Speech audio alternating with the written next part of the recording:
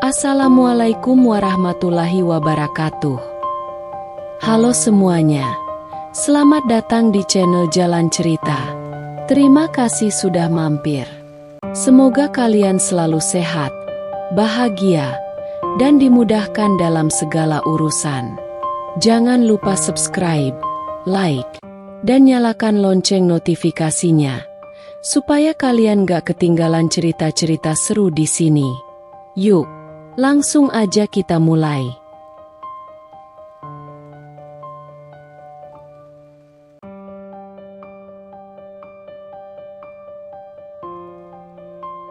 Sepuluh tahun penantian datangnya bayi di dalam pernikahan. Suamiku justru kepergok selingkuh dengan pramugari saat aku tengah hamil besar. Sudah 10 tahun aku dan suamiku, Arman, berjuang untuk memiliki seorang anak. Kami sudah mencoba berbagai cara, dari terapi kesuburan, mengubah pola makan, hingga mengikuti program dokter setiap bulan. Setiap kali hasilnya negatif, aku merasa dunia runtuh, tapi Arman selalu menguatkanku. Dia adalah seorang pilot, pekerjaan yang membuatnya sering bepergian. Tapi dia selalu berusaha ada di sampingku di setiap momen penting. Aku percaya pada cinta kami, pada janji yang kami buat sejak awal pernikahan. Lalu, keajaiban itu datang. Setelah bertahun-tahun menunggu, akhirnya aku hamil. Tidak ada kebahagiaan yang lebih besar daripada melihat 2 garis merah di test pack. Aku menangis terharu, memeluk alat kecil itu seolah nyawaku bergantung padanya. Saat Arman pulang, aku menyambutnya dengan senyum lebar dan mata berbinar. "Sayang, lihat ini." Suaraku bergetar, menyodorkan test pack padanya. Arman terdiam sejenak, memandangi benda itu dengan mata yang membesar. Kemudian, senyum lebar terukir di wajahnya. "Kita berhasil?" tanyanya lirih. Aku mengangguk sambil terisak. Seketika, dia menarikku ke dalam pelukannya, memelukku erat seakan tidak ingin melepaskan. "Terima kasih, Tuhan," bisiknya. Suaranya bergetar penuh rasa syukur. Hari-hari berikutnya terasa seperti mimpi indah. Aku menjaga kehamilanku dengan sepenuh hati. Arman semakin sering menelepon dari tempat tugasnya, memastikan aku baik-baik saja. Setiap malam sebelum tidur, kami berbicara melalui video call. Kadang-kadang aku merasa cemas, takut kehilangan anugerah ini. Tapi setiap kali aku melihat wajah Arman yang penuh kasih, aku merasa lebih kuat. "Kita harus beri nama yang indah untuk bayi kita nanti," kata Arman suatu malam. Aku tersenyum. "Bagaimana kalau kita tunggu sampai tahu jenis kelaminnya?" "Boleh, tapi aku ingin namanya punya arti khusus, seperti harapan kita selama ini." Aku mengangguk setuju. Aku pun membayangkan bayi mungil dalam perutku, membayangkan hari-hari ketika aku bisa menggendongnya, menyentuh kulitnya yang halus, dan menciuminya penuh cinta. Namun, kebahagiaan itu tidak bertahan lama. Suatu pagi, aku terbangun dengan nyeri yang menusuk di perutku. Keringat dingin membasahi tubuhku, dan aku merasakan sesuatu yang hangat mengalir di antara kedua kakiku. Aku bergumam. Tubuhku gemetar ketakutan. Aku segera meraih ponsel dan menghubungi Arman, tapi panggilanku tak terjawab. Dengan tangan bergetar, aku menelepon adikku, "Lila, tolong aku. Aku butuh ke rumah sakit." Suaraku terdengar serak oleh tangis yang kutahan. Lila tiba dalam waktu singkat dan segera membawaku ke rumah sakit. Di perjalanan, aku terus menggenggam perutku, berbisik, Tolong bertahan, sayang. Tolong bertahan. Sesampainya di rumah sakit, dokter langsung membawaku ke ruang pemeriksaan. Aku berbaring di ranjang. Tangan mencengkeram selimut dengan kuat saat dokter melakukan USG. Wajahnya terlihat serius. Terlalu serius. Hatiku mencelos. "Ibu, saya sangat menyesal," kata dokter pelan, tapi bagaikan petir yang menyambar hatiku. Janin ini tidak bisa bertahan. Duniaku runtuh seketika. Aku menangis. Tubuhku berguncang hebat. Tidak mungkin. Ini anak yang sudah kunantikan selama 10 tahun.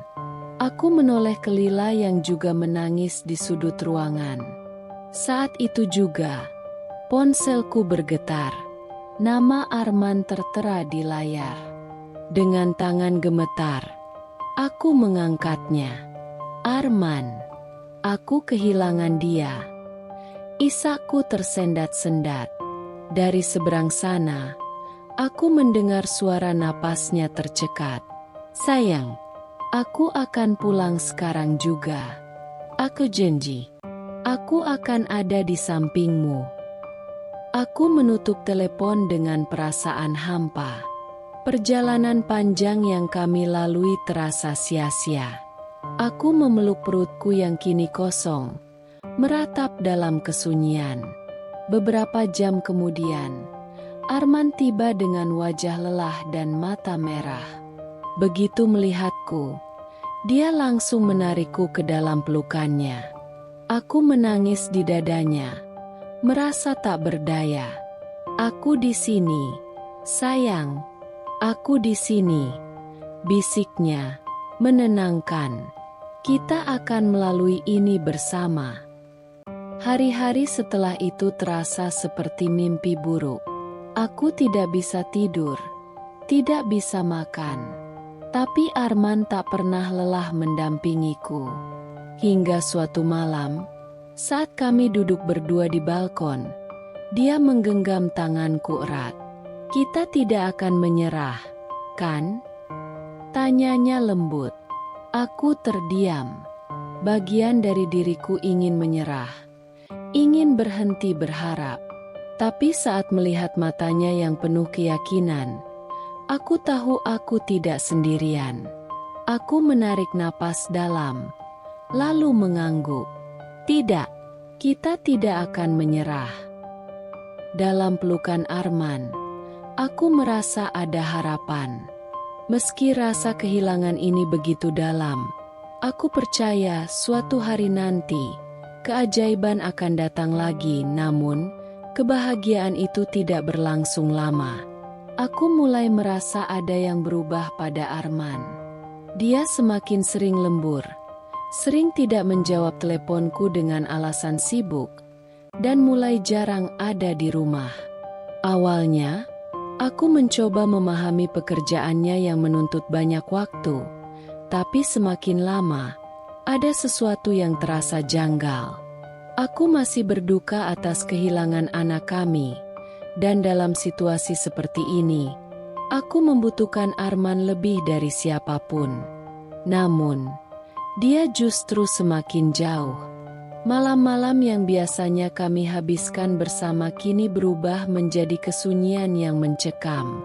Bahkan saat dia pulang, rasanya kehadirannya tak benar-benar ada. Suatu malam, aku duduk di ruang tamu menunggunya.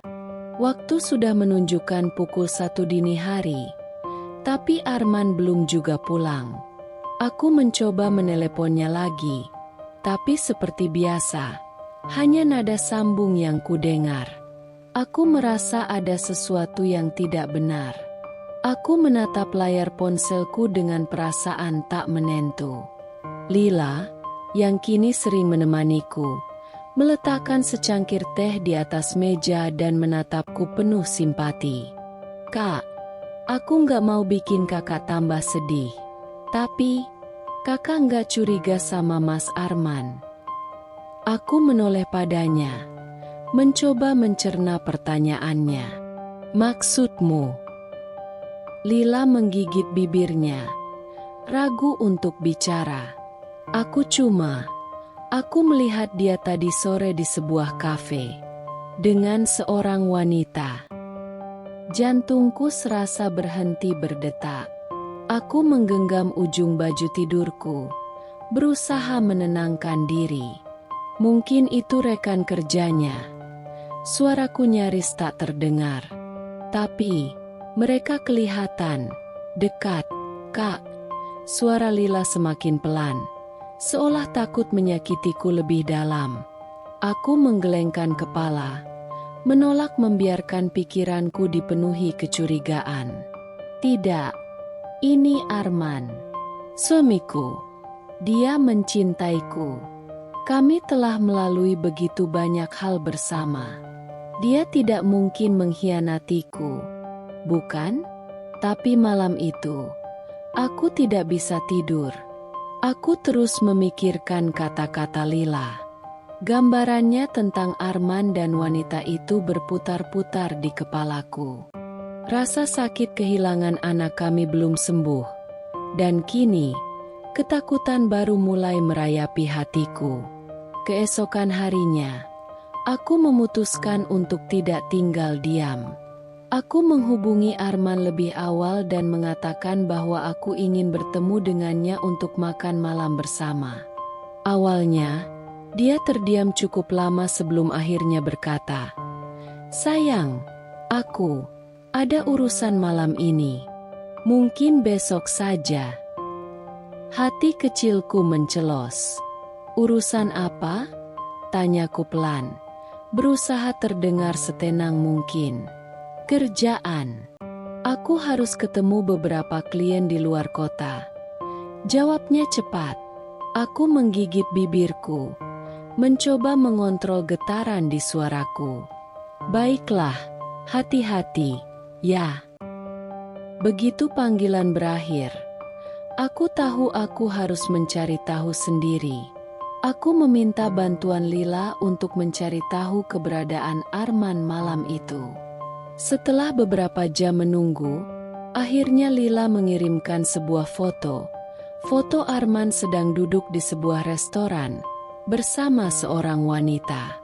Mereka terlihat begitu akrab. Jantungku mencelos. Tanganku gemetar saat aku memperbesar gambar itu.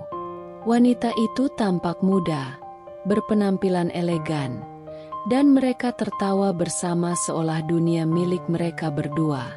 Dada ini terasa sesak. Seakan tak percaya, aku menatap foto itu lama, berharap ini hanyalah kesalahpahaman. Namun, bagaimana bisa aku terus menutup mata?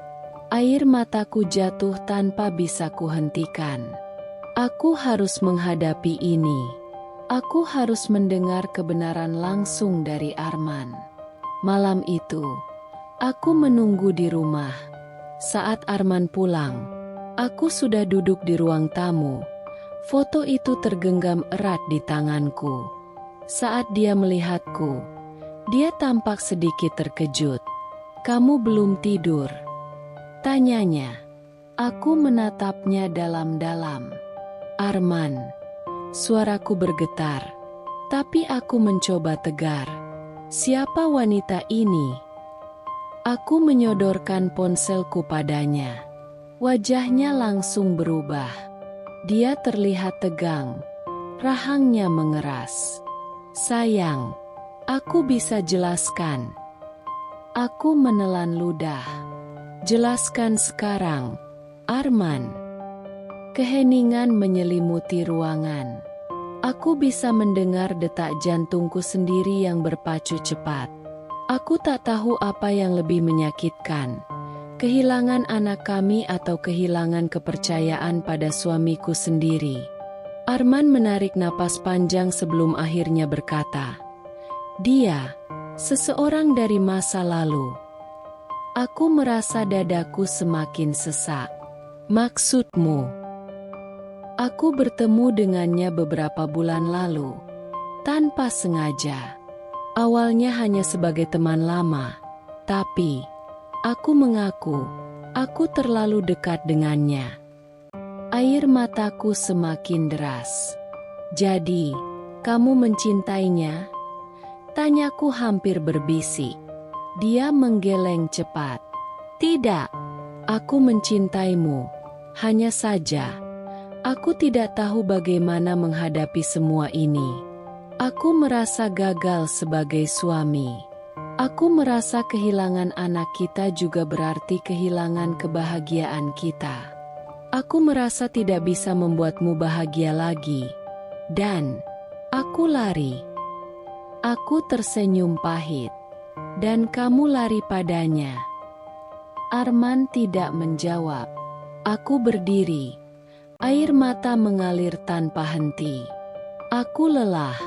Arman, aku sudah kehilangan begitu banyak. Aku tidak tahu apakah aku sanggup kehilangan kamu juga. Aku berbalik menuju kamar, meninggalkan Arman yang berdiri diam di tengah ruang tamu. Malam itu, aku menangis hingga tubuhku terasa begitu lelah. Aku mencintai Arman, tapi apakah cinta saja cukup? Aku tidak tahu apakah pernikahan kami bisa kembali seperti dulu. Yang aku tahu, aku harus menemukan jawabanku sendiri. Arman mulai lebih sering pulang larut malam, bahkan di hari liburnya. Saat kutanya, dia hanya menjawab singkat, seolah tidak mau membahasnya. Awalnya, aku mencoba menahan diri. Aku mencoba berpikir positif. Meyakinkan diri bahwa mungkin memang ada sesuatu dalam pekerjaannya yang tidak bisa diceritakan. Namun, hatiku tidak bisa berbohong. Perubahan Arman begitu jelas terasa. Dan semakin lama, rasa curiga itu makin menguat. Suatu malam, aku menunggunya di ruang tamu. Waktu sudah menunjukkan pukul 2 pagi, tapi Arman belum juga pulang. Aku mencoba meneleponnya, tapi hanya terdengar nada sambung. Beberapa menit kemudian, pesan singkat masuk di ponselku. Maaf, sayang. Aku lembur lagi. Jangan tunggu aku. Aku menatap pesan itu dengan perasaan campur aduk. Ini sudah kesekian kalinya dia pulang larut tanpa penjelasan yang masuk akal. Aku menggigit bibirku, mencoba menahan air mata. Besoknya, aku mencoba bertanya lagi. Arman, kamu selalu pulang larut sekarang, bahkan di hari libur. Ada apa sebenarnya? Tanyaku saat dia baru saja duduk di meja makan. Dia menghela napas, mengambil sepotong roti dan menggigitnya. Aku bilangkan, kerjaan lagi banyak, sayang. Tapi ini bukan seperti biasanya. Aku berusaha menjaga suaraku tetap tenang. Dulu kamu selalu menyempatkan waktu untukku. Tidak peduli seberapa sibuknya kamu. Sekarang rasanya, aku bahkan tidak mengenalmu lagi. Arman menatapku sekilas, lalu menunduk. Mengaduk kopi di cangkirnya dengan perlahan. Aku hanya lelah, itu saja, jawabnya singkat. Jawaban itu tidak memuaskanku. Aku ingin dia menatap mataku, meyakinkanku bahwa tidak ada yang salah. Tapi dia tidak melakukannya. Aku memutuskan untuk mencari tahu sendiri. Beberapa hari kemudian, saat Arman mengatakan bahwa dia harus pergi keluar kota untuk urusan pekerjaan, aku memutuskan untuk menghubungi kantornya secara diam-diam. Aku merasa bersalah melakukannya, tapi aku tidak bisa terus hidup dalam ketidakpastian. Halo, saya istri Kapten Arman. Saya ingin memastikan jadwal tugasnya hari ini. Dia bilang ada penerbangan keluar kota. Saya hanya ingin tahu apakah semuanya baik-baik saja. Petugas di ujung telepon terdengar ragu sebelum akhirnya menjawab. Maaf, Bu. Kapten Arman tidak memiliki jadwal penerbangan hari ini. Duniaku terasa berhenti sejenak. Aku mencengkeram ponselku erat-erat. Anda yakin? Tanyaku dengan suara bergetar. Ya, Bu. Hari ini beliau tidak bertugas. Aku mengakhiri panggilan dengan tangan gemetar. Jika Arman tidak bekerja, lalu kemana dia sebenarnya? Aku merasakan sesuatu yang dingin merayap ke dalam hatiku. Kecurigaanku bukan lagi sekadar dugaan. Ada sesuatu yang sedang disembunyikannya dariku. Aku tahu, aku harus mencari tahu kebenarannya. Dan aku siap untuk menghadapi apapun yang akan kutemukan. Dia tidak lagi sehangat dulu, sering menghindari kontak mata, dan hampir tidak pernah menyentuh perutku yang semakin membesar. Dulu, setiap kali berbicara denganku, tatapan Arman selalu penuh kasih. Dia akan mengusap rambutku lembut, mencium keningku sebelum tidur, dan memelukku erat seolah aku adalah satu-satunya dunia baginya. Tapi kini, semua itu terasa jauh. Saat aku berbicara, dia hanya menjawab seadanya. Terkadang hanya dengan gumaman atau anggukan tanpa benar-benar mendengarkan. Malam-malam berlalu tanpa kehangatan. Arman lebih sering memilih tidur lebih awal atau malah duduk di balkon sendirian, menatap langit tanpa sepatah kata pun untukku. Yang paling menyakitkan adalah bagaimana dia mulai mengabaikan kehamilanku. Dulu, dia selalu berbicara dengan baik kami, mengusap perutku, bercerita tentang bagaimana dia ingin mengajarinya terbang suatu hari nanti. Tapi sekarang, dia bahkan nyaris tak pernah menyentuhku. Ketika aku mencoba membimbing tangannya ke perutku untuk merasakan tendangan bayi kami, dia hanya tersenyum kecil, menarik tangannya kembali, dan berkata, "Aku capek, sayang." Aku ingin percaya bahwa ini hanya karena pekerjaannya yang melelahkan. Aku ingin percaya bahwa dia masih mencintaiku seperti dulu. Tapi semakin lama, semakin terasa bahwa ada sesuatu yang hilang di antara kami. Aku mencoba mengajaknya bicara. "Arman, ada yang mau aku tanyakan." Dia sedang sibuk dengan ponselnya, seolah tidak mendengar. "Arman," panggilku lagi. Kali ini lebih tegas. Dia menghela napas, meletakkan ponselnya di meja. "Apa, sayang?" Aku menelan ludah. Aku takut dengan apa yang mungkin ku dengar. Tapi aku lebih takut jika aku terus mendiamkannya. "Kenapa kamu berubah?" Dia tampak terkejut, lalu mengerutkan kening. "Berubah? Maksudmu?" "Kamu tidak seperti dulu." Suaraku hampir berbisik. "Kamu selalu sibuk, selalu menghindar. Kamu tidak lagi bicara padaku seperti dulu. Dan kamu hampir tidak pernah menyentuh bayi kita." Arman terdiam. Matanya berkilat. Tapi bukan dengan emosi yang biasanya ku kenal. Ada sesuatu yang berbeda di sana.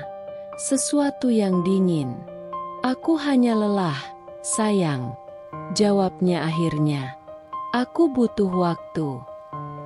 "Untuk apa?" tanyaku. Suaraku pecah. "Untuk menjauh dariku." Dia menatapku lama, seolah ingin mengatakan sesuatu, tapi kemudian menghela napas panjang. "Aku nggak tahu, Ayu. Aku hanya butuh ruang." "Ruang?" Hatiku mencelos. Apa yang sebenarnya dia maksud? Ruang untuk berpikir? Ruang untuk menghindariku? Atau ruang untuk seseorang yang lain? Aku menatapnya. Berharap dia akan berkata sesuatu yang bisa membuatku merasa lebih baik, sesuatu yang bisa memberiku harapan. Tapi dia hanya bangkit dari kursi, meraih jaketnya, dan berkata, "Aku keluar sebentar. Aku tidak bisa menahan air mataku lagi. Aku tahu, aku sedang kehilangan suamiku. Dan aku tidak tahu bagaimana cara mendapatkannya kembali." Suatu malam, aku melihatnya berbicara di telepon dengan suara pelan di balkon. Cahaya lampu dari dalam rumah membuat siluetnya tampak samar. Tapi aku bisa melihat dari gerak-geriknya bahwa ada sesuatu yang tidak biasa. Aku berhenti di ambang pintu, menahan napas, mencoba menangkap percakapan yang ia lakukan. "Iya, aku tahu. Aku akan cari waktu yang tepat." Sejenak, aku bisa merasakan ketegangan dalam suaranya. Nada suaranya lebih lembut dari biasanya. Nada yang dulu ia gunakan saat berbicara denganku dengan penuh kasih. Tapi itu bukan aku. Itu seseorang di seberang telepon. "Jangan meneleponku malam ini lagi. Aku nggak mau dia curiga." Dadaku langsung berdebar keras. Aku melangkah lebih dekat, sengaja menggeser pintu agar terdengar suara. Arman tersentak dan buru-buru menutup telepon, lalu memasukkan ponselnya ke dalam saku. "Siapa?" tanyaku, mencoba terdengar setenang mungkin meskipun hatiku bergemuruh. Arman menoleh dengan wajah sedikit pucat, seolah baru saja tertangkap basah melakukan sesuatu yang salah. "Hah? Nggak ada," jawabnya cepat. Aku menyipitkan mata. "Tidak percaya. Aku dengar kamu bicara dengan seseorang. Kenapa buru-buru menutup telepon?" Dia menggaruk kepalanya, menghindari tatapanku. "Cuma teman kerja, sayang. Ada masalah sedikit di kantor." Aku tetap diam, menunggu dia memberikan penjelasan lebih lanjut. Tapi dia tidak mengatakan apapun lagi, hanya berjalan melewatiku masuk ke dalam rumah, seolah percakapan ini tidak pernah terjadi. Malam itu, aku tidak bisa tidur. Pikiranku penuh dengan kemungkinan-kemungkinan buruk. Aku mencoba menyangkal, mencoba percaya bahwa suamiku tidak mungkin menyembunyikan sesuatu dariku. Tapi firasatku berkata lain.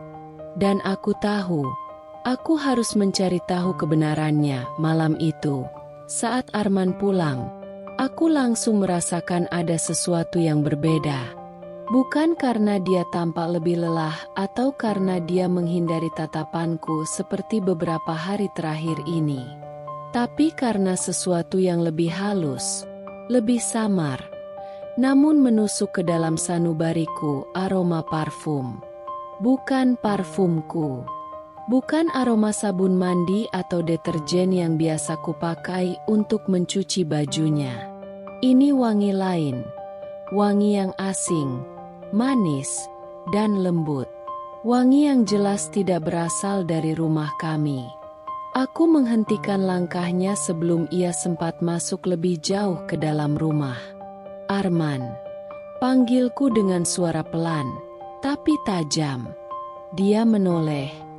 Raut wajahnya menunjukkan kelelahan. "Ya." Aku berjalan mendekatinya, mengambil jaket yang baru saja ia lepas, dan mengangkatnya ke hidungku.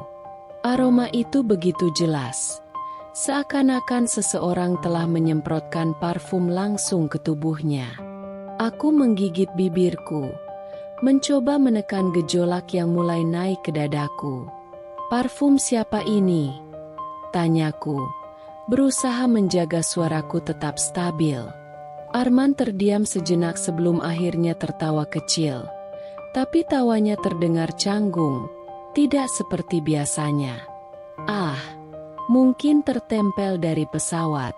Banyak penumpang yang pakai parfum bermacam-macam." Aku tetap menatapnya lekat-lekat. Tapi ini bukan pertama kalinya. Dia menghela napas panjang, lalu mengusap wajahnya dengan tangan, seakan lelah dengan pertanyaanku. Sayang, kamu capek, kan? Udah, jangan mikir yang aneh-aneh, katanya dengan nada yang seakan ingin menenangkanku, tapi justru terdengar seperti upaya menghindar. Aku mencengkeram jaketnya lebih erat. Aku nggak mikir yang aneh-aneh. Aku hanya ingin tahu.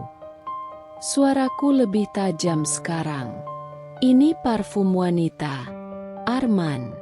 Dan baunya terlalu kuat untuk sekadar tertular dari pesawat. Dia mengerjapkan mata, lalu memasukkan tangannya ke dalam saku celana. Aku benar-benar nggak tahu. Ayu, mungkin dari kru kabin, atau mungkin aku bersenggolan dengan seseorang di bandara. Aku tetap diam, menatapnya, mencari kejujuran di matanya. Tapi yang kutemukan hanyalah tatapan yang menghindar. Dia tidak bisa menatapku lama-lama, seolah takut aku akan melihat sesuatu yang disembunyikannya. Aku mengambil langkah lebih dekat, nyaris bisa mendengar detak jantungku sendiri. Arman, bisikku, suaraku hampir bergetar. Tolong, jangan bohongi aku.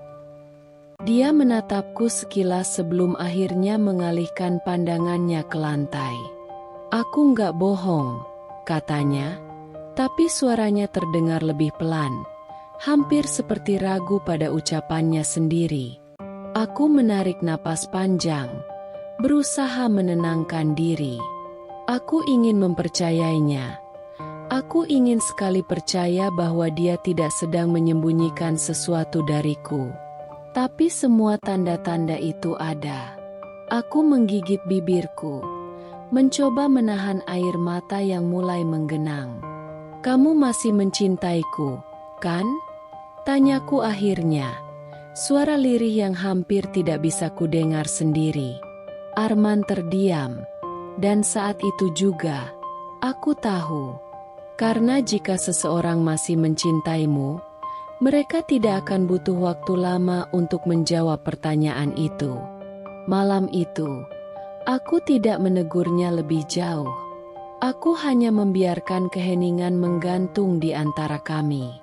Tapi di dalam hatiku, ada sesuatu yang mulai runtuh.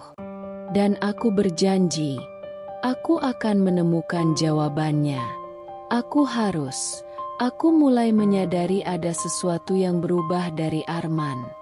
Bukan hanya sikapnya yang semakin jauh, atau tatapan matanya yang mulai terasa asing, tapi juga caranya merawat diri. Dulu, Arman bukan tipe pria yang terlalu peduli dengan penampilannya. Selama bertahun-tahun menikah, aku sudah terbiasa melihatnya memakai pakaian seadanya saat tidak sedang bertugas. Kemeja kerja pun hanya dipilih asal rapi. Parfum, ia hanya menggunakan yang kubelikan untuknya di ulang tahun atau saat aku merasa wangi tubuhnya sudah terlalu netral. Tapi sekarang, semuanya berbeda.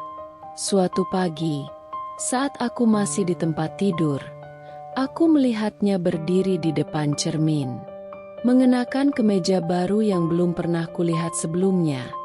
Rambutnya tertata lebih rapi dari biasanya, dan ada aroma parfum berbeda yang memenuhi kamar. Bukan parfum yang biasa kupilihkan untuknya. Aku menatapnya dari balik selimut, mencoba menahan rasa curiga yang mulai menguasai dadaku. Kamu pakai parfum baru? Tanyaku akhirnya, berusaha terdengar santai. Arman melirikku sekilas lewat cermin, lalu tersenyum kecil. Iya, sayang, yang lama sudah habis, jadi aku beli yang baru. Aku mengangguk pelan, meskipun ada sesuatu yang terasa mengganjal di hatiku. Biasanya kamu nggak peduli soal parfum. Kenapa tiba-tiba beli sendiri? Dia tertawa kecil, mengambil sisir dan merapikan rambutnya. Masa seorang pilot nggak boleh wangi? Candanya, mencoba menghindari pertanyaanku. Lagi pula, aku merasa perlu sedikit perubahan. Aku bangkit dari tempat tidur, duduk bersandar sambil memperhatikannya. Perubahan? Ulangku, menekankan kata itu. Dia berhenti sejenak, lalu menatapku melalui cermin. Ya, cuma ingin terlihat lebih segar aja, katanya, sebelum kembali sibuk dengan dasinya. Aku menelan ludah, mencoba memahami perubahan yang tiba-tiba ini. Bukan hanya parfum, bukan hanya cara dia berdandan. Aku mulai memperhatikan bagaimana dia lebih sering membeli pakaian baru, bagaimana dia tiba-tiba mengganti model rambut, bagaimana dia terlihat seperti pria yang ingin membuat seseorang terkesan. Tapi apakah aku orangnya? Malam itu, ketika dia pulang lebih larut dari biasanya, aku sengaja mendekatinya begitu dia masuk ke rumah. Aku menarik dasinya pelan, membuatnya menatapku langsung.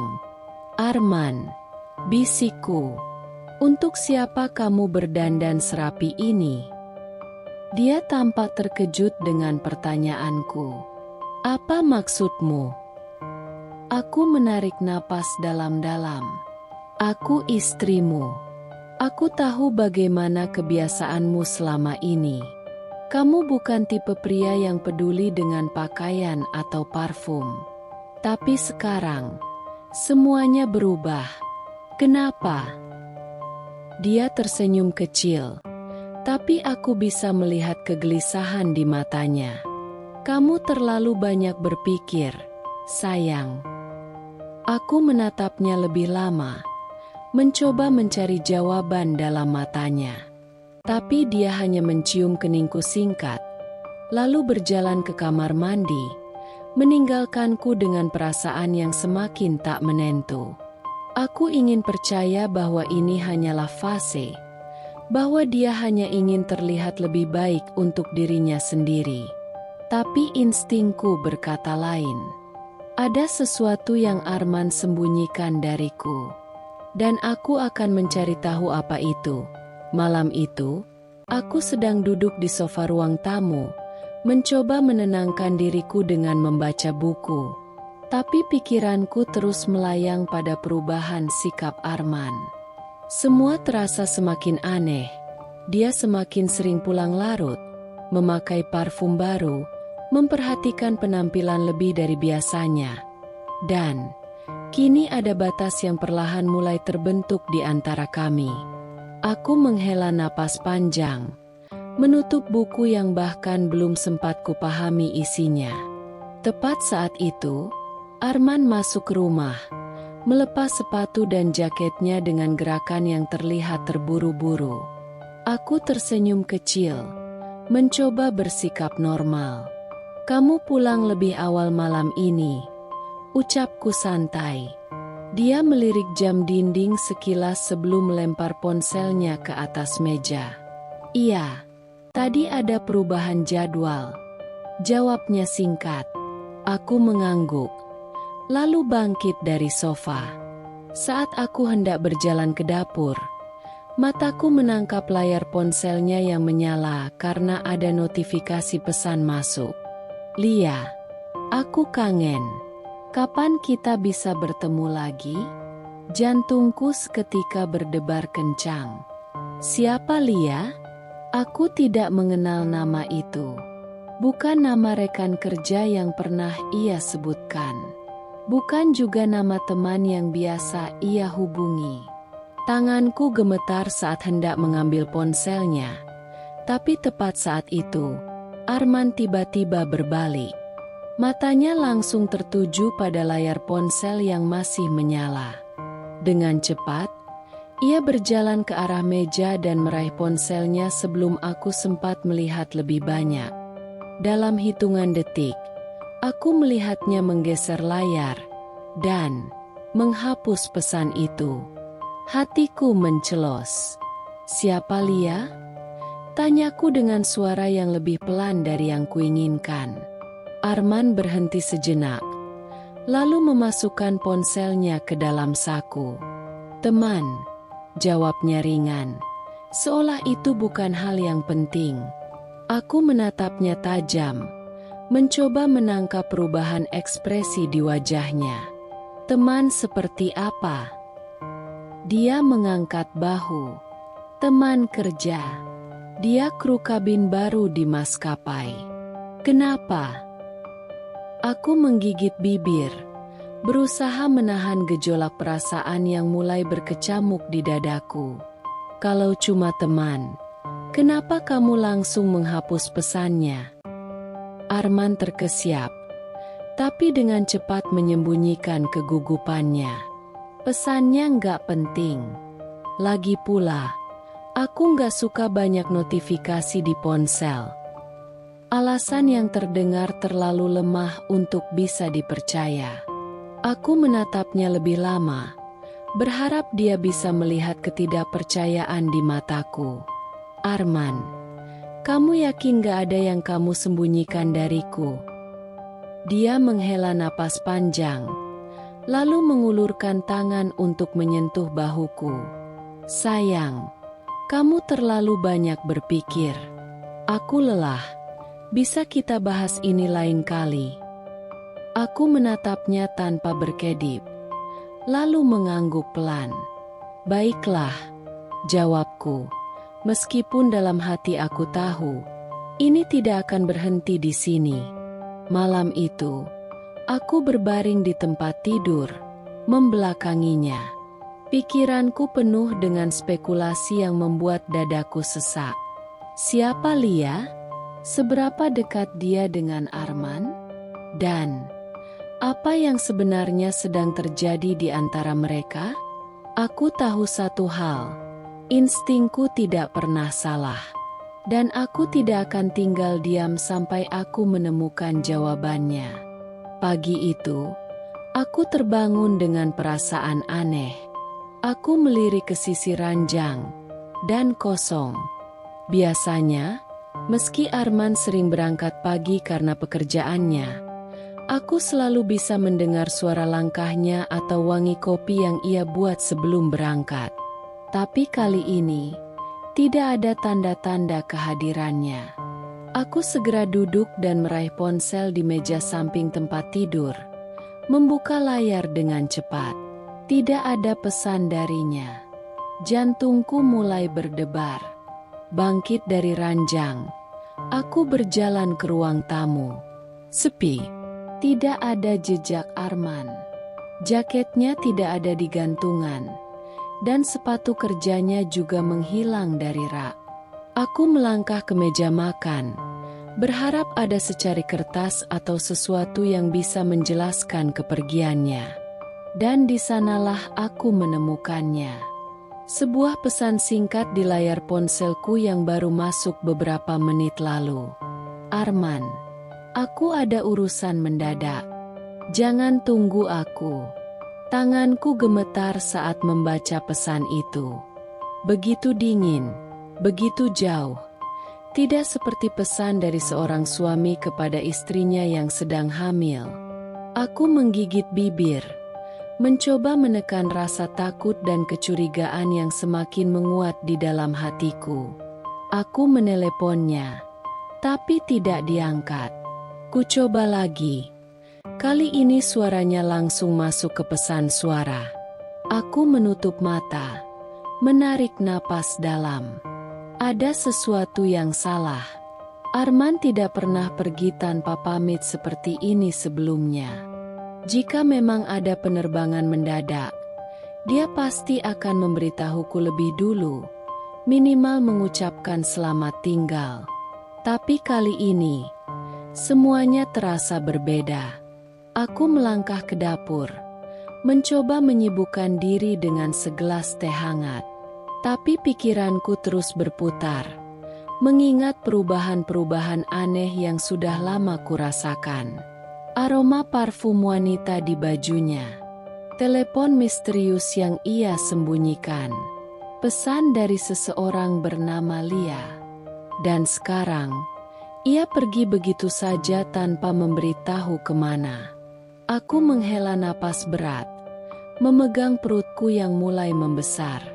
Aku tidak bisa terus menunggu dalam ketidakpastian. Aku harus mencari tahu kebenarannya sebelum semuanya terlambat. Aku tidak bisa lagi berdiam diri. Perasaan ini semakin menggerogoti pikiranku, membuatku sulit bernapas. Arman sudah terlalu sering membuatku merasa asing dalam rumah ini, dan kepergiannya tanpa pamit semakin menguatkan kecurigaanku. Aku memutuskan untuk mencari jawaban sendiri. Siang itu, aku menghubungi salah satu teman dekat Arman di maskapai, Reza, yang juga seorang pilot. Kami pernah beberapa kali bertemu dalam acara keluarga dan pertemanan. Jadi aku yakin dia cukup mengenalku. Telepon berdering beberapa kali sebelum akhirnya tersambung. Halo, Reza. Suaraku terdengar tenang meskipun jantungku berdebar. Oh, hai. Ada apa, Ra? Jawabnya. Aku menelan ludah sebelum berbicara. Aku cuma mau tanya, Arman ada jadwal terbang hari ini, ya? Hening sejenak. Aku bisa mendengar napas Reza di seberang sana, seolah-olah dia sedang mencari jawaban yang tepat. Iya, kayaknya. Jawabnya dengan nada ragu. Aku mengernyit. Kayaknya? Ulangku, menekankan kata itu. Ya, aku nggak terlalu yakin. Kenapa? Jawabannya membuat hatiku semakin gelisah. Aku mencoba tersenyum meskipun dia tidak bisa melihatku. Aku cuma penasaran. Soalnya tadi dia pergi mendadak tanpa bilang apa-apa ke aku. Reza terdiam beberapa saat. Kemudian, ia tertawa kecil, tapi terdengar canggung. Oh, mungkin lagi ada urusan lain dulu sebelum tugas. Apa maksudmu? Tanyaku tajam. Maksudku. Ya, mungkin ada urusan kantor atau... Ia terhenti, lalu buru-buru berkata, Ra, aku ada briefing sekarang. Nanti kita ngobrol lagi ya. Klik. Telepon terputus. Aku menatap layar ponselku dengan perasaan tak menentu. Reza gugup. Itu jelas. Jika Arman memang sedang terbang, seharusnya Reza bisa menjawabnya dengan yakin. Tapi dia justru terlihat ragu, seolah menyembunyikan sesuatu. Aku duduk di sofa, merasa semakin gelisah. Aku tidak bisa lagi menyangkal bahwa ada sesuatu yang sedang terjadi di belakangku. Arman, apa yang sebenarnya kau lakukan? Hari-hari berlalu dengan hampa. Aku masih mencoba menahan diri, berharap semua ini hanya prasangkaku saja. Tapi semakin aku mencoba, semakin jelas bahwa ada sesuatu yang berubah dalam pernikahan kami. Arman kini lebih sering menghindari percakapan. Setiap kali aku mencoba berbicara, ia hanya menjawab seadanya, seperti sedang terburu-buru atau tak tertarik mendengarkan. Malam itu, aku duduk di meja makan menunggunya pulang. Nasi dan lauk di piringku sudah dingin. Begitu juga dengan segelas teh yang kubuat khusus untuknya. Tapi jam di dinding terus berdetak, menunjukkan pukul 11 malam. Saat akhirnya pintu terbuka, aku menoleh dengan harapan kosong. Arman masuk tanpa menatapku, langsung meletakkan tas kerjanya di sofa. Kamu pulang telat lagi, kataku, berusaha menahan nada kecewa dalam suaraku. Jawabnya singkat, tanpa melihatku. Aku menggigit bibir. Aku sudah siapkan makan malam. Aku udah makan di luar. Jawaban itu seperti tamparan bagiku. Dulu, bagaimanapun sibuknya, ia selalu menyempatkan diri makan bersamaku. Sekarang, bahkan duduk di hadapanku pun terasa seperti beban baginya. Aku menghela napas, lalu mencoba berbicara lagi.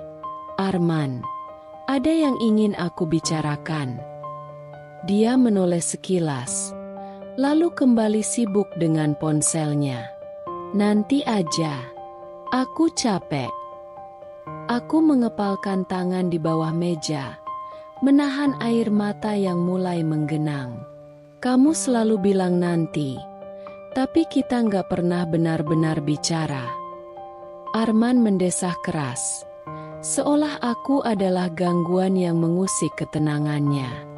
Ra, aku beneran lelah. Bisa nggak kamu berhenti mencari masalah? Aku tercekat. Mencari masalah? Arman, aku cuma ingin kita bicara seperti dulu. Kamu sadar nggak kalau kita hampir nggak pernah ngobrol lagi? Dia meletakkan ponselnya dengan kasar di meja. Apa yang mau dibicarakan? Aku kerja seharian, pulang capek, dan sekarang kamu malah menuntut hal-hal yang gak penting. Hal-hal yang gak penting. Aku tertawa pahit.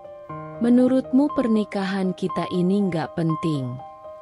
Arman mengusap wajahnya dengan frustasi. Ra, aku gak mau bertengkar. Aku juga gak mau bertengkar. Aku hanya ingin tahu, ada apa denganmu? Kenapa kamu berubah? Dia bangkit dari sofa, meraih ponselnya kembali, dan berjalan menuju kamar. Aku mau tidur. Aku terdiam, menatap punggungnya yang semakin menjauh. Dingin. Itulah yang kurasakan kini. Rumah ini bukan lagi tempat yang hangat, bukan lagi tempat di mana aku merasa dicintai. Aku duduk di sana, sendirian, bertanya-tanya, apakah aku masih memiliki suami yang dulu begitu kucintai? Atau apakah hatinya sudah berpaling kepada seseorang yang lain? Malam itu, aku duduk di kamar dengan ponsel di tangan. Jemariku gemetar saat menekan tombol panggil pada nomor Arman. Layar menunjukkan bahwa panggilanku tersambung, tapi tak ada jawaban. Aku menunggu. Nada sambung terus berbunyi, tapi tidak juga diangkat. Aku mencoba lagi. Kali ini, panggilanku langsung masuk ke pesan suara. Aku menggigit bibir, mencoba menekan gelombang emosi yang mulai naik ke dadaku. Arman sedang bertugas terbang hari ini. Biasanya, meskipun sibuk, ia akan menyempatkan diri mengirim pesan atau setidaknya menjawab sebentar untuk menenangkanku. Tapi ini, tidak ada satupun pesan darinya. Aku menunggu hingga larut malam, memandangi layar ponselku yang tetap sunyi. Aku tahu aku tidak akan bisa tidur sebelum mendengar suaranya. Pagi harinya, saat akhirnya Arman pulang, aku menunggunya di ruang tamu. Begitu melihatku, ia tampak terkejut, seolah tidak menyangka aku masih terjaga. "Kamu belum tidur?" tanyanya singkat, melepas sepatu tanpa benar-benar menatapku. Aku menggeleng, lalu mengangkat ponsel di tanganku. "Kenapa kamu nggak jawab teleponku semalam?"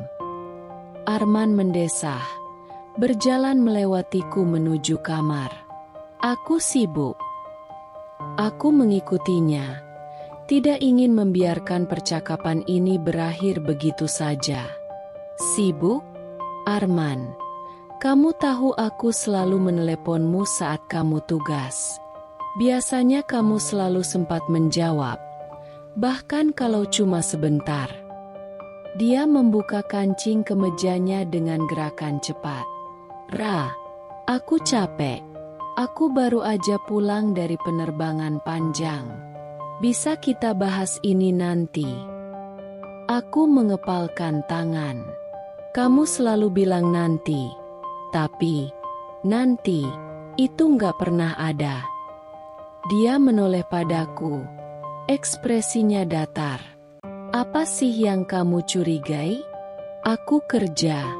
Ra. Aku terbang. Aku nggak bisa selalu pegang ponsel. Tapi kamu selalu bisa sebelumnya. Balasku tajam. Kenapa sekarang beda? Arman terdiam sesaat, lalu mendengus pelan. Ya Tuhan, Ra, kamu terlalu berlebihan. Aku terhenyak, mataku mulai memanas, tapi aku menahan diri. Berlebihan. Suaraku bergetar. Arman, aku ini istrimu. Aku hanya ingin tahu kenapa kamu berubah. Aku merasa seperti berbicara dengan orang asing. Dia tidak menjawab. Ia hanya membuang napas kasar, lalu berjalan ke kamar mandi tanpa berkata apa-apa lagi. Aku berdiri di tempatku, merasa semakin tersesat dalam pernikahan ini. Panggilan tak terjawab itu bukan hanya tentang telepon yang tidak diangkat. Itu adalah simbol dari sesuatu yang jauh lebih besar. Arman sedang menjauh dariku. Dan aku takut bahwa dia mungkin sudah menemukan seseorang yang lain untuk menerima panggilannya. Rumor itu datang seperti petir di siang bolong. Aku sedang duduk di sebuah kafe bersama beberapa teman istriku ketika salah satu dari mereka, Rina, tiba-tiba melontarkan pertanyaan yang membuat jantungku mencelos. Ra, suamimu sering terbang bareng pramugari bernama Lia, kan? Aku mengerutkan kening, mencoba menyembunyikan kegelisahanku. Aku nggak tahu. Memangnya kenapa? Mereka saling bertukar pandang sebelum akhirnya Nadia, yang dikenal paling blak-blakan, berbicara dengan hati-hati. Kami nggak bermaksud bikin kamu khawatir, tapi kami dengar ada seorang pramugari yang sering terlihat bareng Arman. Mereka kelihatan dekat, katanya pelan. Aku berusaha menelan ludah, tapi tenggorokanku terasa kering. Dekat gimana maksudnya? Rina menatapku dengan wajah bersalah. Beberapa temanku kerja di maskapai yang sama dengan Arman.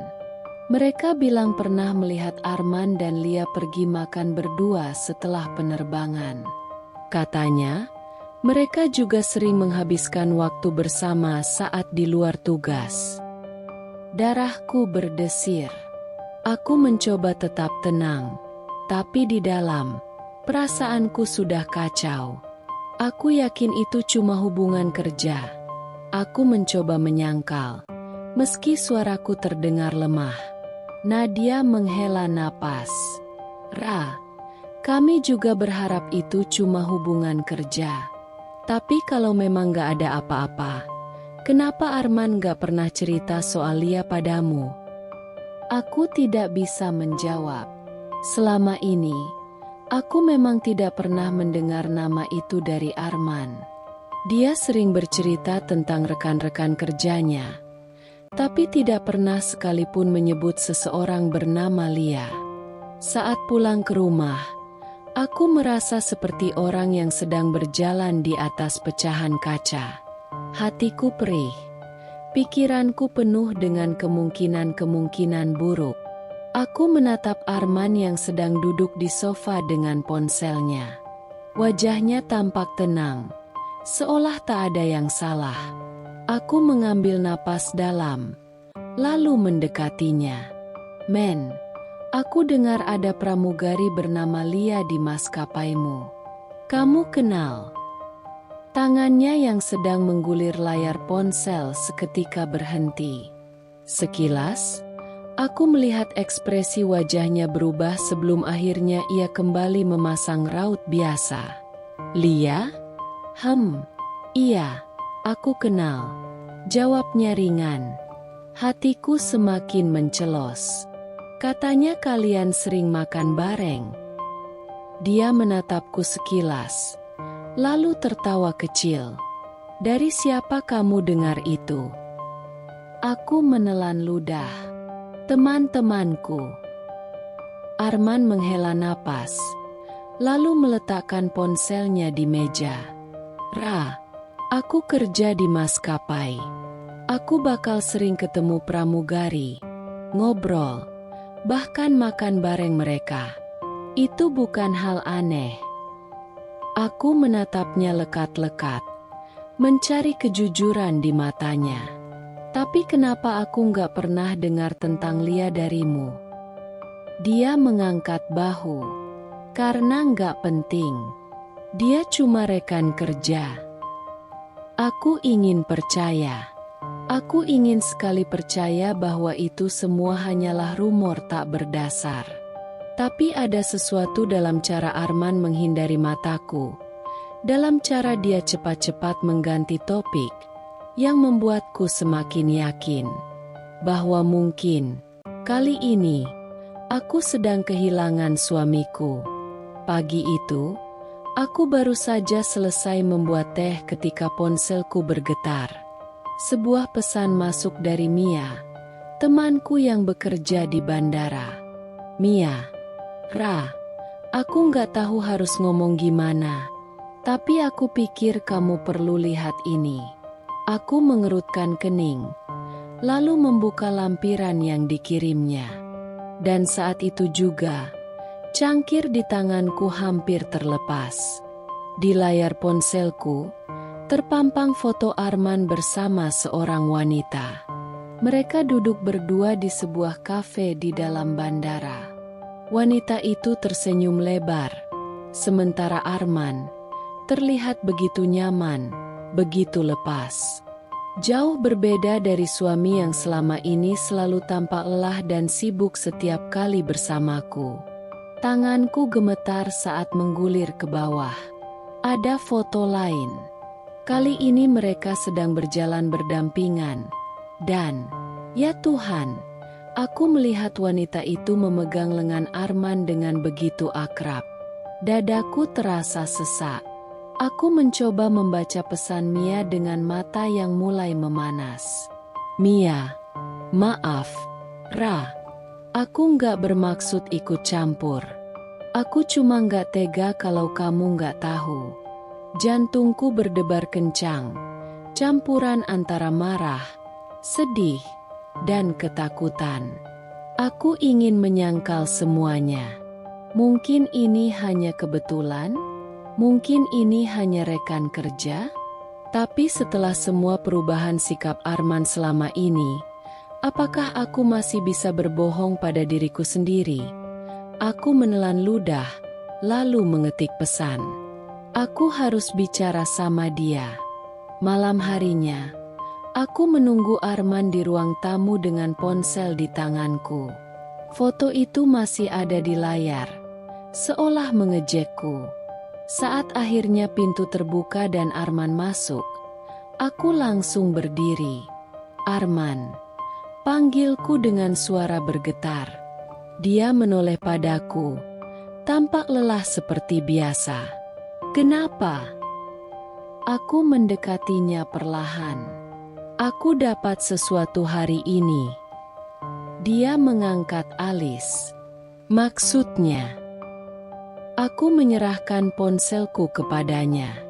Dia melihat layar itu, dan untuk pertama kalinya dalam waktu yang lama, aku melihat ekspresi terkejut di wajahnya. Aku menunggu. 1 detik, 2 detik. Dia menelan ludah, lalu menyerahkan kembali ponselku. Ra, ini nggak seperti yang kamu pikir. Aku tertawa kecil, tapi tanpa kebahagiaan. Lalu seperti apa, men? Dia menghela napas panjang. Lia cuma teman kerja. Aku sering kerja bareng dia. Dan kadang kami makan atau ngobrol. Itu aja. Aku mendekat, menatap matanya. Kalau memang cuma teman kerja, kenapa kamu gak pernah cerita soal dia? Kenapa kamu semakin jauh dariku? Kenapa kamu selalu menghindari teleponku? Kenapa di foto ini, dia menggandengmu seolah-olah kalian lebih dari sekadar teman? Arman terdiam. Aku menahan napas, menunggu jawaban yang mungkin bisa menyelamatkan pernikahan kami. Tapi yang kudapatkan hanyalah kebisuan. Saat itulah aku sadar, mungkin aku sudah kehilangan Arman jauh sebelum foto ini sampai di tanganku. Malam itu, aku duduk di ruang tamu, menunggu Arman pulang. Ponsel di tanganku terasa berat. Seakan foto yang kuterima dari Mia menghisap semua energi dalam tubuhku. Hatiku berdebar. Pikiranku berputar-putar. Aku harus bicara. Aku harus tahu kebenarannya. Meskipun itu mungkin akan menghancurkanku. Pintu depan terbuka. Arman masuk. Melepas sepatu dengan wajah lelah seperti biasa. Aku bangkit dari sofa dan berdiri di hadapannya. Arman, kita harus bicara. Dia menoleh sekilas, lalu berjalan melewatiku seolah tak mendengar. Besok aja, Ra. Aku capek. Aku meraih lengannya sebelum dia bisa pergi lebih jauh. Enggak, men. Sekarang. Dia menghela napas panjang, lalu menatapku dengan ekspresi jengah. Apalagi sekarang?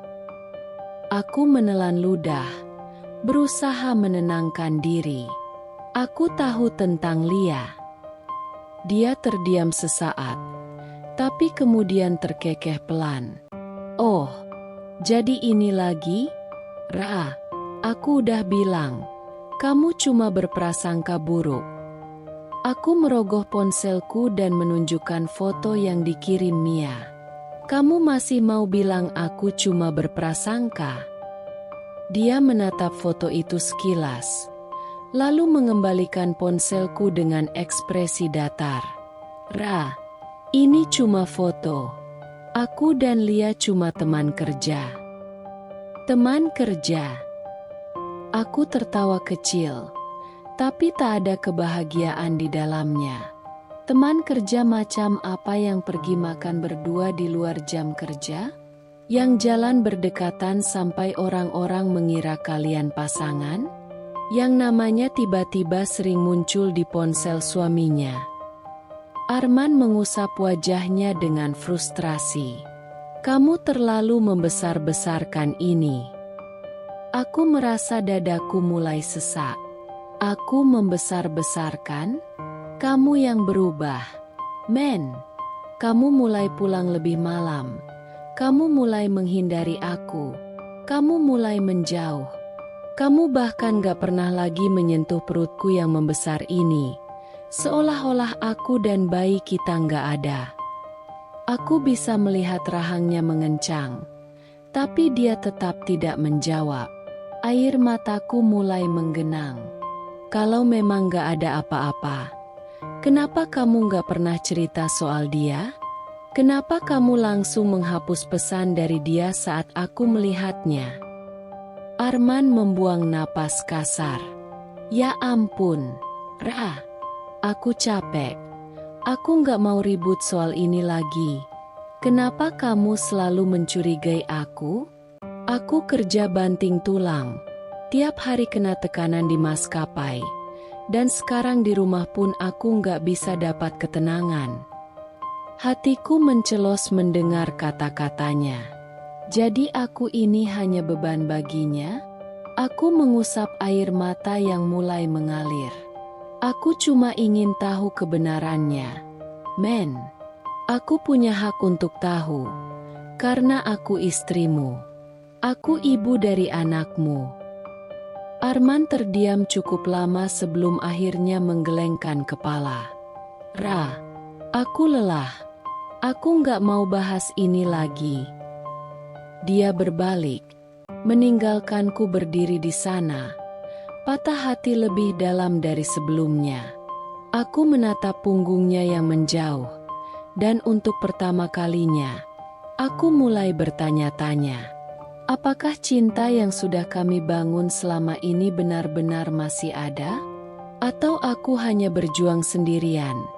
Beberapa minggu setelah konfrontasi kami, Arman semakin sering pergi dengan alasan perjalanan dinas. Aku ingin percaya. Sungguh, aku ingin menjadi istri yang pengertian, yang percaya pada suaminya tanpa harus bertanya-tanya. Tapi semakin aku mencoba mengabaikan instingku, semakin banyak hal yang tidak masuk akal. Suatu malam, ketika dia sudah tidur, aku duduk di tepi ranjang dengan ponselnya di tanganku. Aku ragu. Aku bukan tipe istri yang suka menggeledah barang suaminya. Tapi perasaan ini terus menghantuiku. Dengan tangan gemetar, aku membuka emailnya. Mataku langsung membulat saat melihat beberapa etiket penerbangan. Yang membuatku terkejut bukan hanya jumlahnya, tapi tujuannya. Jakarta, Surabaya. Padahal, Arman bilang dia bertugas ke Singapura saat itu. Aku menggulir lebih jauh. Ada tiket lain, Jakarta ke Bali. Tanggalnya tepat saat dia bilang ada training di kantor pusat. Jantungku berdebar kencang. Tanganku gemetar saat aku memeriksa catatan perjalanan di aplikasinya. Aku menahan napas. Beberapa perjalanan yang dia klaim sebagai dinas, nyatanya tidak pernah ada dalam jadwal resmi maskapai. Aku menoleh ke arah Arman yang masih terlelap di sampingku. Dadaku terasa sesak.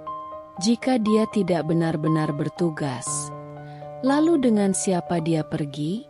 Keesokan paginya, aku mencoba bersikap biasa. Tapi aku tahu aku tak bisa diam saja. Men, kamu bilang minggu lalu tugas ke Singapura, kan? Tanyaku saat dia sedang menyeruput kopi di meja makan. Arman mengangkat alis, seolah tak menduga pertanyaanku. Iya. Kenapa? Aku menatapnya tajam. Aku lihat ada tiket ke Surabaya di emailmu. Dia terdiam sejenak, tapi lalu tertawa kecil. Ra, kamu ngecek emailku. Aku nggak mau jadi istri yang curigaan, men. Tapi kamu yang bikin aku seperti ini. Suaraku bergetar. Jadi, aku tanya sekali lagi, kenapa tiketnya beda? Arman meletakkan cangkirnya dengan kasar. Ra, aku kerja. Kadang ada perubahan mendadak. Maskapai bisa ubah jadwal kapan aja. Aku menggeleng. Tapi ini bukan jadwal maskapai. Ini tiket pribadi. Dia menegang. Untuk pertama kalinya, aku melihatnya kehilangan kata-kata. Aku menahan air mataku. Kalau kamu memang gak salah, kenapa kamu gak pernah cerita? Arman mendesah, lalu berdiri. Aku gak ada waktu buat drama ini, Ra. Dia meraih kunci mobilnya dan pergi, meninggalkanku duduk di meja makan dengan perasaan yang hancur. Aku tahu, aku semakin dekat pada kebenaran. Tapi aku juga takut, karena mungkin aku tidak siap untuk mendengarnya. Aku tahu aku tak bisa terus hidup dalam prasangka. Aku butuh kepastian. Aku butuh melihat dengan mata kepalaku sendiri apakah semua ini hanya kecemburuan yang berlebihan, atau justru firasatku benar sejak awal. Maka malam itu, dengan hati yang berdebar kencang, aku memutuskan untuk mengikuti Arman. Aku sudah mengamati gerak-geriknya sejak sore. Dia berpakaian rapi, lebih rapi dari biasanya. Kemeja biru favoritnya, yang selalu kusetrika dengan penuh cinta, kini terasa asing di tubuhnya. Dia menyemprotkan parfum baru, bukan yang biasa kupilihkan untuknya. "Aku ada meeting penting malam ini," katanya singkat sebelum pergi. "Meeting? Di malam hari?" Aku menunggu beberapa menit sebelum mengambil kunci mobil dan mengikutinya dari jarak aman. Tanganku mencengkeram setir erat. Jantungku berdegup begitu keras hingga rasanya bisa terdengar ke seluruh mobil. Setelah sekitar 20 menit berkendara, mobilnya berhenti di sebuah restoran mewah di tengah kota. Aku memarkir mobil beberapa meter darinya, berusaha agar tak ketahuan. Mataku membelalak saat melihat seorang wanita turun dari taksi dan berjalan mendekatinya. "Lia." Wanita itu tersenyum, dan Arman, suamiku, membalasnya dengan cara yang begitu akrab, begitu hangat. Seolah mereka sudah lama berbagi kebahagiaan yang kini terasa begitu jauh dariku. Aku menelan tangis saat melihatnya membukakan pintu restoran untuk wanita itu. Mereka masuk bersama. Aku ingin meyakinkan diriku bahwa ini hanyalah pertemuan biasa, bahwa tidak ada yang lebih dari hubungan mereka selain urusan kerja. Tapi kenyataan di depan mataku berbicara sebaliknya. Dengan langkah gemetar, aku turun dari mobil dan berjalan mendekat. Melalui kaca restoran, aku bisa melihat mereka duduk berhadapan, begitu dekat. Arman tersenyum, senyum yang dulu hanya untukku. Tangannya bertumpu di meja, sementara Lia menyentuhnya perlahan, seolah sentuhan itu bukan hal yang asing bagi mereka. Dadaku terasa dihantam ribuan jarum tajam. Aku ingin masuk. Aku ingin menghampiri mereka dan menuntut penjelasan. Aku ingin berteriak. Ingin membuat dunia tahu bahwa aku adalah istrinya, bahwa aku yang selama ini menunggunya pulang dengan hati yang penuh cinta. Tapi kakiku seolah membatu di tempat. Air mata menggenang di mataku. Aku merasakan sesuatu dalam diriku hancur, bukan hanya rasa percaya, tapi juga harapan. Aku akhirnya tahu, Arman, suamiku, lelaki yang telah kupercayai selama ini, telah mengkhianatiku. Dan aku melihatnya. Dengan mata kepalaku sendiri, langkahku melemah. Kakiku terasa begitu berat. Seolah setiap langkah yang kuambil semakin menenggelamkanku dalam lautan kesedihan. Aku berusaha menahan diri, mencoba menguatkan hati, tapi air mataku jatuh tanpa bisa kuhentikan. Aku mundur perlahan, menjauh dari restoran itu. Aku tidak sanggup lagi melihatnya, melihat suamiku tersenyum pada wanita lain, melihat tangannya disentuh dengan penuh kelembutan oleh seseorang yang bukan aku. Setelah semua yang kami lalui, setelah bertahun-tahun berjuang, menangis, berharap, dan bertahan, mengapa akhirnya begini? Aku masuk kembali ke dalam mobil dengan tangan gemetar. Aku menutup mulutku dengan telapak tangan, berusaha meredam suara tangis yang mulai pecah. "Arman!" Aku berbisik, seakan memanggilnya dalam hati, berharap dia bisa mendengar sakit yang kini melumpuhkanku. Pikiran-pikiran mengerikan mulai memenuhi kepalaku. Apakah selama ini aku hanya seorang istri yang ia tinggalkan di rumah sementara ia bersenang-senang di luar sana? Apakah semua janji dan kata-kata manisnya selama ini hanya kebohongan belaka? Teringat bagaimana aku pernah menangis di pelukannya setiap kali hasil tes kehamilanku negatif. Bagaimana ia dulu selalu mengusap rambutku, mencium keningku, dan berkata, "Kita akan baik-baik saja, Ra. Aku janji." Janji? Janji macam apa yang ia buat jika akhirnya ia malah berbagi kasih dengan wanita lain? Tangisku semakin pecah. Aku tidak bisa mengendalikan gejolak di dadaku. Rasanya sakit, begitu sakit, hingga aku tidak tahu harus bagaimana.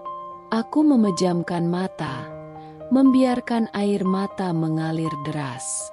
Aku menggigit bibirku, menahan suara isakan yang terus keluar tanpa bisa kuhentikan. Di dalam mobil yang sunyi, aku hanya bisa menangis. Sendirian. Seperti hatiku yang kini terasa hampa dan kosong malam itu, aku kembali mengikutinya. Kali ini, aku sudah bersiap untuk menghadapi apapun yang akan kutemukan. Aku tidak bisa terus hidup dalam ketidakpastian. Aku harus tahu kebenarannya, meskipun itu akan menghancurkan hatiku lebih dari sebelumnya. Mobil Arman melaju dengan tenang di jalan raya, sementara aku mengikuti dari belakang dengan hati berdebar kencang. Aku menggenggam setir erat, mencoba menenangkan diriku. Namun, saat aku melihat mobilnya berbelok ke sebuah hotel mewah di pusat kota, darahku langsung berdesir. Ini tidak mungkin. Tanganku mulai gemetar saat aku melihatnya turun dari mobil, mengenakan kemeja putih yang selalu terlihat rapi di tubuhnya.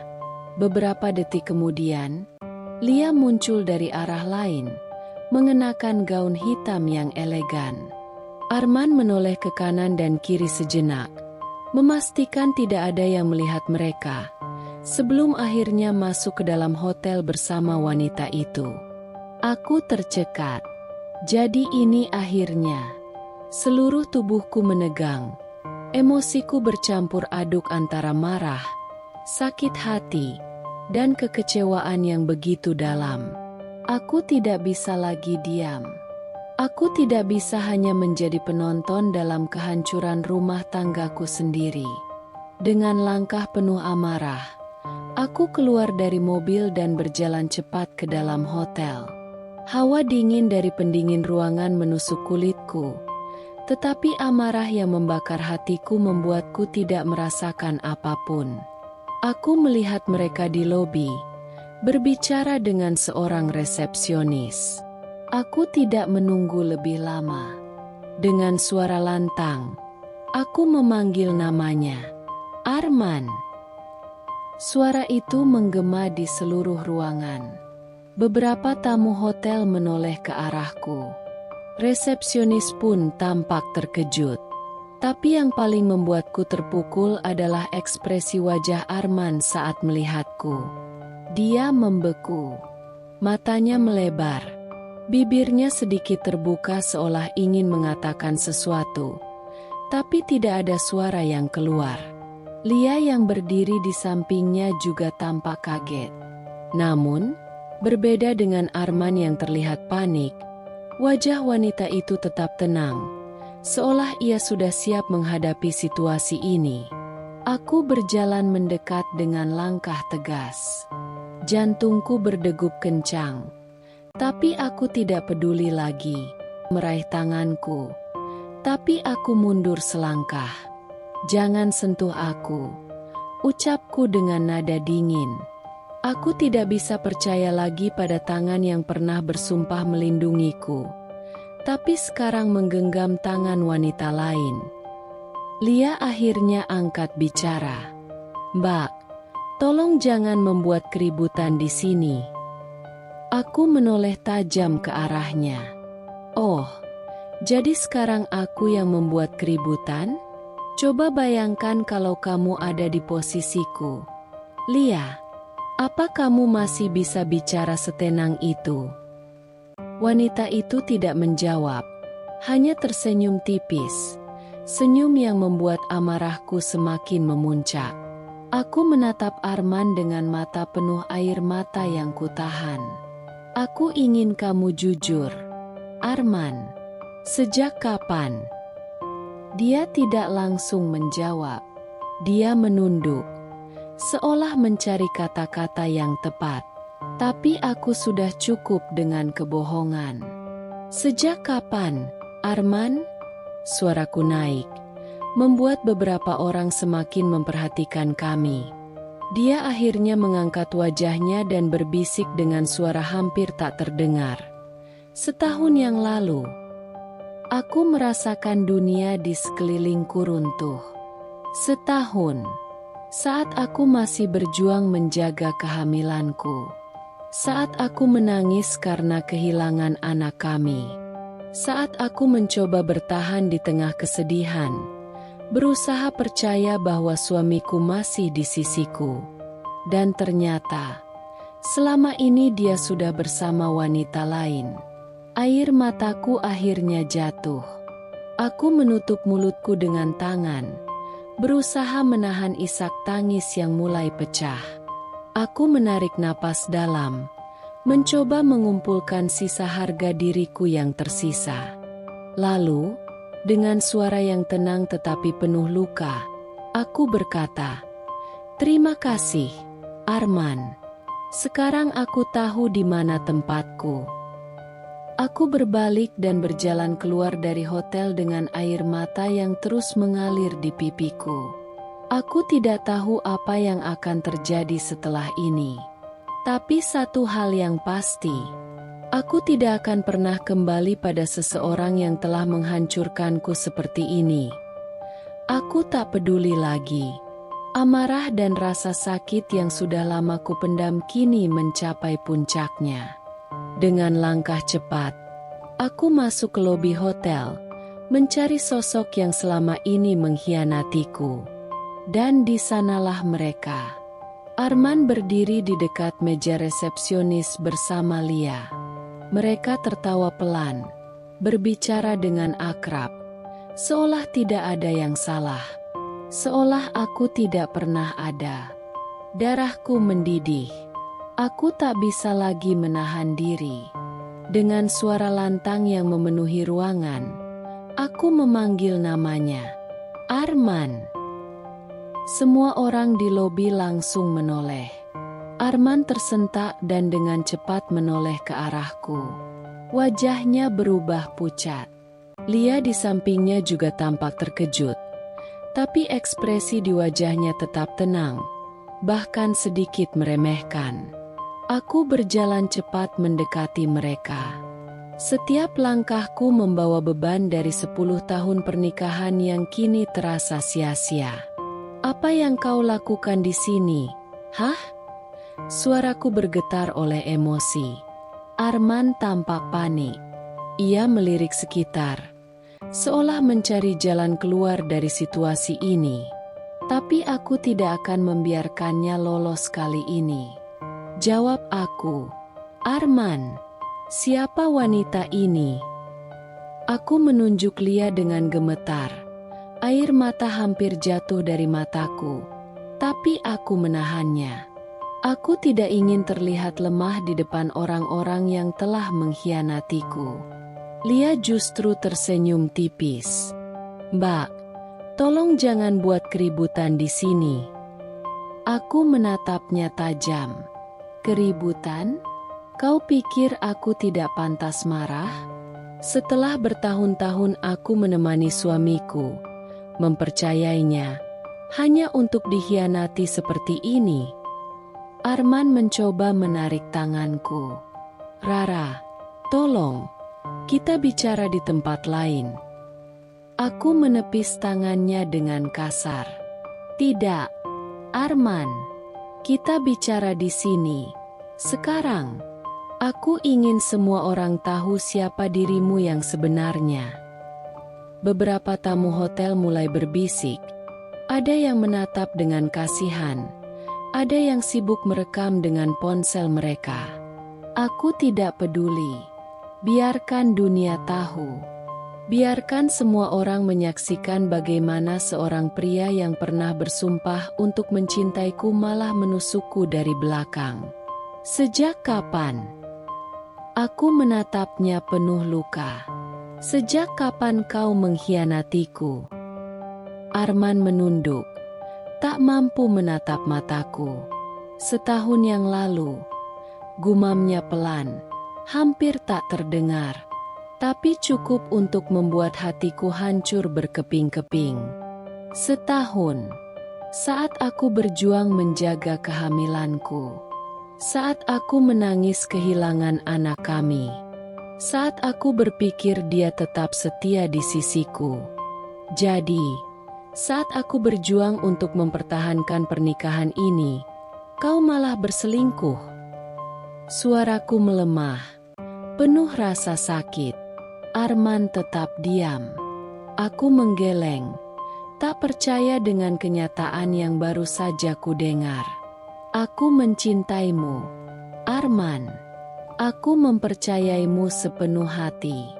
Aku kehilangan anak kita, dan aku pikir kita akan berjuang bersama. Tapi ternyata, kau sudah punya orang lain. Suasana lobi semakin sunyi. Semua mata tertuju pada kami. Lia akhirnya angkat bicara. Mbak, kalau memang pernikahan kalian sudah bermasalah, bukan salah Arman kalau dia akhirnya mencari kebahagiaan di tempat lain. Kata-katanya seperti pisau yang menusuk dadaku. Aku menatapnya tajam. Kau pikir kebahagiaan itu pantas diperoleh dengan menghancurkan hidup orang lain? Suaraku penuh amarah dan kepedihan. Lia tertawa kecil. Mungkin memang kalian sudah tidak cocok lagi. Telingaku berdenging. Tanganku mengepal erat. Aku ingin berteriak lebih keras. Ingin mengatakan semua luka yang telah mereka buat. Tapi aku tahu itu takkan mengubah apapun. Aku menatap Arman sekali lagi, berharap dia mengatakan sesuatu, memohon maaf, mencoba memperbaiki semuanya, apapun. Tapi dia hanya berdiri di sana, diam, seperti seorang pengecut. Hatiku hancur, air mataku jatuh. Aku mengangkat dagu, berusaha tetap kuat. Aku mencintaimu, Arman. Tapi aku tidak akan pernah memohon agar kau tetap bersamaku. Dengan langkah mantap, aku berbalik dan berjalan keluar dari hotel, meninggalkan semua kepedihan di belakangku. Aku tidak tahu kemana harus pergi. Tapi satu hal yang pasti, aku lebih memilih kehilangan suami yang mengkhianatiku daripada kehilangan harga diriku sendiri. Aku masih berdiri di lobi hotel dengan tangan gemetar. Dadaku naik turun dengan napas yang berat, seolah udara di sekitarku semakin menipis. Aku menatap Arman, menunggu dia mengatakan sesuatu, apapun, untuk menjelaskan semuanya. Tapi saat dia akhirnya membuka mulut, yang keluar hanyalah kebohongan. Rara, ini tidak seperti yang kau pikirkan. Suaranya bergetar, tapi aku bisa melihat ketakutan di matanya. Aku hanya mengantarnya ke sini. Tidak ada apa-apa di antara kami. Aku tertawa sinis, meskipun hatiku terasa seperti dicabik-cabik. Mengantarnya? Serius? Arman, setelah semua bukti yang kutemukan, setelah semua kebohongan yang kau lontarkan selama ini, kau masih bisa berkata seperti itu? Lia, wanita yang berdiri di sampingnya, justru menyilangkan tangan dan tersenyum angkuh. Kenapa kau masih repot-repot berbohong? Sayang, bukankah kita sudah cukup lama bersama? Suasana di sekelilingku seketika berubah. Rasa sakit yang tadinya hanya mengendap di dalam hati, kini meluap begitu saja. Aku menatap wanita itu dengan tajam. Apa maksudmu? Lia mengangkat bahu dengan santai, seolah ini bukan masalah besar. Aku Lia, kekasih Arman selama setahun terakhir. Aku kira kau sudah tahu. Dek, aku merasa dunia runtuh. Tanganku yang mengepal mulai bergetar. Aku menoleh ke Arman, berharap dia membantah, berharap dia mengatakan kalau wanita ini hanya mengada-ada. Tapi yang kudapatkan hanyalah wajah pucat dan bibirnya yang terbuka, tanpa kata. Jadi benar. Suaraku hampir berbisik, penuh luka. Saat aku menangis merindukanmu, saat aku bertahan dengan rasa sakit ini sendirian, kau justru menghabiskan waktu dengan wanita lain. Arman mencoba mendekat, tapi aku mundur. Aku tidak mau disentuhnya. Tidak setelah semua ini. Aku tidak pernah ingin menyakitimu, Rara. Aku tertawa pahit. Tidak ingin menyakitiku? Lalu apa yang kau lakukan selama setahun ini? Membohongiku setiap hari. Membuatku percaya kalau aku satu-satunya di hatimu. Sementara kau bersenang-senang dengan wanita lain? Itu bukan menyakitiku. Lia justru menertawakan kami. Astaga, kalian ini terlalu dramatis. Arman, aku pikir kau sudah menyelesaikan urusan dengan istrimu. Mataku membelalak. Menyelesaikan? Kau pikir pernikahan ini hanya urusan yang bisa diselesaikan seperti menandatangani kontrak? Lia menghela napas dengan bosan. Kalau sudah tidak bahagia, kenapa masih bertahan? Kenapa tidak kau lepaskan saja dia, Arman? Aku menunggu Arman untuk menegur wanita ini, untuk setidaknya menunjukkan bahwa dia masih memiliki sedikit rasa hormat kepadaku. Tapi yang kulihat hanya kebingungan di wajahnya, seolah dia sedang berusaha mencari jawaban yang tidak pernah bisa ditemukan. Aku menahan napas, berusaha menelan rasa sakit itu. Jadi ini akhirnya. Aku menatap Arman dengan mata yang mulai berkaca-kaca. Kau bahkan tidak punya keberanian untuk membela pernikahan kita. Dia tidak menjawab. Itu sudah cukup sebagai jawaban. Aku mengangguk pelan. Aku tidak akan menangis di depannya lagi. Tidak setelah semua ini. Baiklah, Arman. Suaraku tenang, meskipun hatiku berantakan. Aku tidak akan memohon. Jika ini pilihanmu, maka aku akan pergi. Tapi ingat satu hal.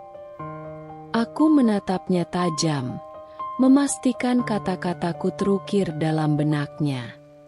Kau kehilangan wanita yang benar-benar mencintaimu, hanya untuk seseorang yang mudah menginjak harga diri wanita lain.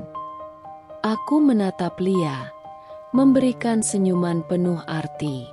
Semoga kau bisa bertahan lebih lama dari aku.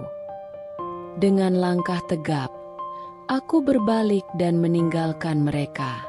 Aku tidak tahu kemana aku akan pergi. Tapi satu hal yang pasti, aku tidak akan pernah kembali kepada seorang pria yang lebih memilih menghancurkan keluarganya sendiri demi kesenangan sesaat.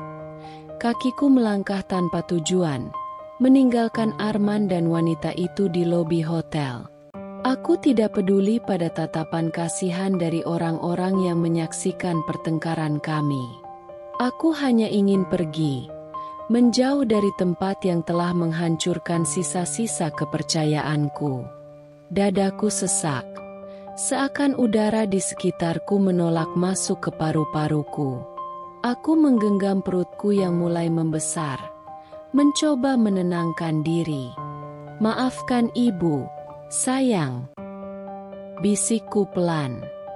Ibu tidak bisa melindungi kita dari rasa sakit ini. Langkahku terasa semakin berat. Setiap ingatan tentang Arman berputar di kepalaku.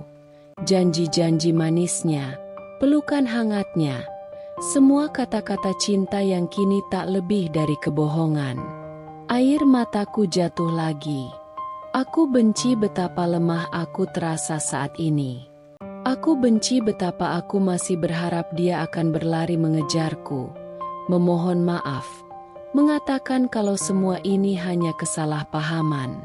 Tapi tidak ada siapa-siapa di belakangku. Dia tidak mengejarku. Dia membiarkanku pergi. Duniaku seketika terasa sunyi. Aku berjalan terus, membiarkan malam menelanku dalam kesedihan.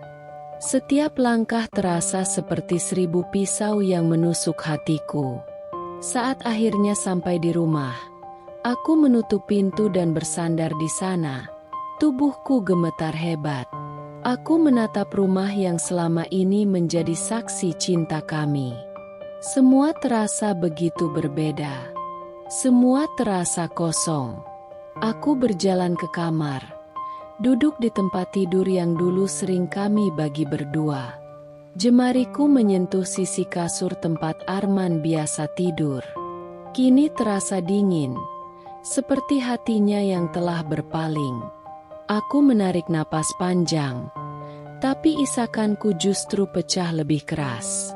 Aku menutup wajah dengan kedua tangan, membiarkan seluruh kesedihan itu keluar. Kenapa, Arman? Kenapa setelah semua yang kita lalui? Bayi di dalam perutku bergerak pelan, seolah merasakan kepedihanku. Aku mengusapnya dengan lembut. Jangan khawatir, sayang, ibu akan kuat untukmu. Meski hatiku hancur, meski rasa sakit ini begitu dalam, aku tahu aku tidak boleh menyerah. Aku tidak sendiri. Aku masih memiliki sesuatu yang jauh lebih berharga daripada pria yang telah mengkhianatiku. Aku masih memiliki anakku. Dan untuknya, aku harus bertahan. Setelah malam itu, aku mengambil keputusan besar. Aku tidak akan membiarkan anakku tumbuh dalam kebohongan dan pengkhianatan. Dengan tangan gemetar, aku menandatangani berkas gugatan cerai. Tidak ada lagi air mata tersisa untuknya. Aku sudah menangis cukup lama, dan kini saatnya aku berdiri untuk diriku sendiri. Arman mencoba meminta maaf. Berulang kali, dia datang ke rumah, menelepon, bahkan menulis surat. Tapi hatiku sudah mati rasa. Penyesalan datang selalu terlambat. Dan aku sudah tidak memiliki ruang untuknya lagi. Beberapa bulan kemudian, dalam sebuah ruang bersalin yang dipenuhi cahaya hangat, aku mendengar tangisan pertama anakku. Suara yang menggema di seluruh ruang hatiku, mengisi kekosongan yang selama ini aku rasakan. Aku menangis, tapi kali ini bukan karena kesedihan. Ini adalah tangisan kebahagiaan, tangisan kemenangan. Aku menatap bayi laki-lakiku yang mungil dalam gendongan. Kita hanya berdua sekarang, sayang. Tapi ibu janji, itu sudah lebih dari cukup. Hari-hari berlalu, dan aku membangun hidup baru. Aku fokus pada anakku, pada masa depannya, dan pada kebahagiaan yang tidak lagi bergantung pada seorang pria yang tidak tahu arti kesetiaan. Dan pada akhirnya, aku bahagia tanpa dia.